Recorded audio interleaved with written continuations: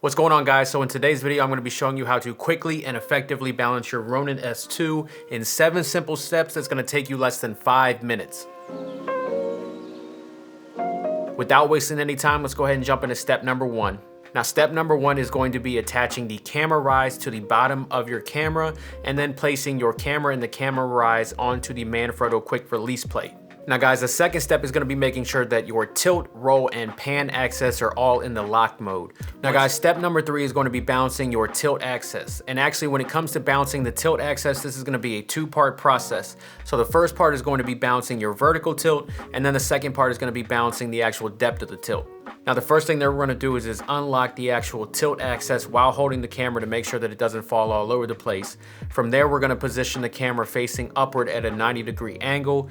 In order for this to be correctly balanced for the vertical tilt, the camera should stay in its position. If it falls forward or backward, it's not correctly balanced. If the camera is falling forward, what you want to do is you want to push the tilt bar up. And if the camera is falling backwards, what you want to do is push the tilt bar down.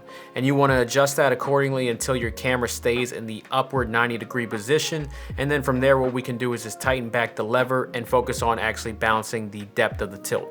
Balancing the depth of the tilt, what you're going to do is unlock the lever into the unlock mode, and then you want the camera to stay centered. That's when it's correctly balanced for the depth of the tilt.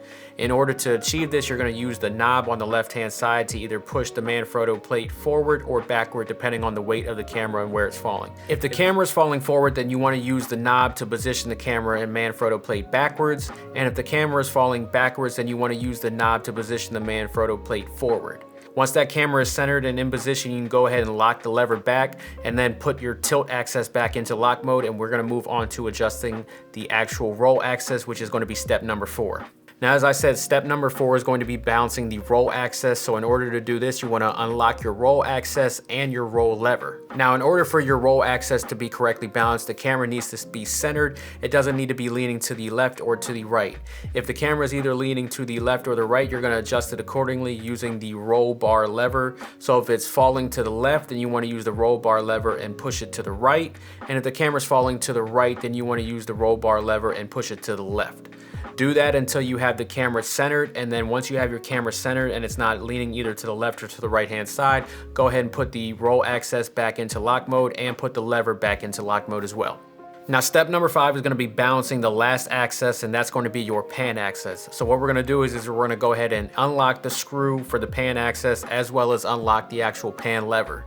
From here, what you want to do is you want to hold your camera out and with the gimbal to the side at a 45-degree angle. In order for it to be correctly balanced, the camera should not move or swivel around. It should stay in that position no matter what angle you hold it at. Now, if you do hold your camera out at a 45-degree angle and you see that the weight is actually pushing the lens forward, what you want to do is bring your pan lever back, and then if you see that the actual camera and the swivel is bringing the actual body back towards you, what you want to do is you want to push the pan lever forward, and you want to adjust this accordingly again until when you hold it out at a 45-degree angle, the camera and the gimbal stays in its position. Once you've balanced your pan axis, what you want to do is place your camera back down with the gimbal and put the pan axis and the pan lever back into lock mode. Now that we've balanced all of the tilt, roll, and pan axis, we're going to go move on to the last 2 steps, which is going to be actually turning on your Ronin S2. Now, before you do that, what you want to do is make sure that you unlock all the tilt, roll, and pan axes.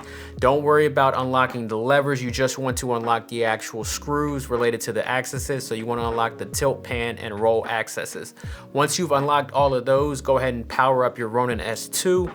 And then from there, you're going to have 2 options on how you can adjust the motor parameters. Now, your 2 options on adjusting the motor parameters is either going to be located on the back of your Ronin S2 by going to the back of your gimbal and then touching the motorized symbol and then doing auto tune, or your second option is actually going into your phone and going to the Ronin app and then going into the motor parameters and doing an auto tune from your actual phone. It's just up to you on how you want to adjust it, but there's 2 options when it comes to adjusting the motor parameters and auto tuning your gimbal. Now, the 7th and final step to truly tell if your gimbal is balanced throughout all axes is to go into your phone and go to the balance test. Hold your gimbal out between 15 to 45 degrees and click begin test.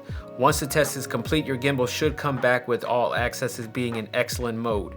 If one or more of the actual axes is not in excellent mode, go back to that axis and adjust accordingly. So again, guys, you should see the actual pan, tilt, and roll access in all excellent mode. If for some reason any access, either one or more accesses are not in excellent mode, go back to that specific access and balance it, and then bring it back and do a test again until you get it to that actual excellent mode in all 3 categories. So guys, that's gonna be my 7 simple steps on being able to quickly and efficiently balance your Ronin S2. Now, obviously, if you do switch up the lenses or the cameras on this actual gimbal, you're gonna have to go through this process again. But if you practice and do this several times with different lenses for a specific camera, or just switching out cameras and lenses, you should be able to get this down, and this should take you no less than 5 minutes moving forward, no matter where you are or what camera or lens setup you are using to be able to balance on your Ronin S2. Now guys, as always, if you did enjoy this video and you did find this video helpful, do me a favor, it does help out a lot. Go ahead and like, comment, and share this video, as well as subscribe to the YouTube channel if you haven't already, and make sure to hit the notification bell to stay up to date with all the content that is releasing onto this channel. It's very much appreciated, and I thank everyone for the support so far. Thanks for watching, guys. As always, I love y'all, stay safe, and I'll see you on the next video.